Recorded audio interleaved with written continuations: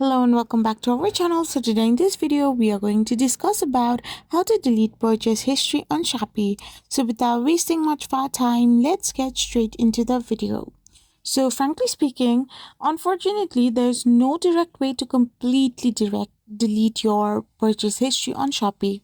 While you can hide individual purchases, the history itself remains on your account. If you're looking to maintain privacy, you can consider creating a new account or deleting your seller chats.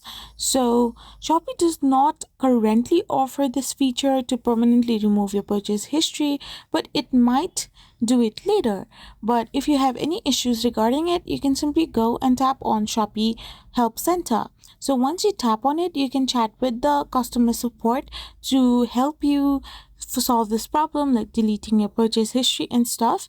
If you are having any other difficulties as well, you can simply let them know how you can solve it. So this is how you can simply do it.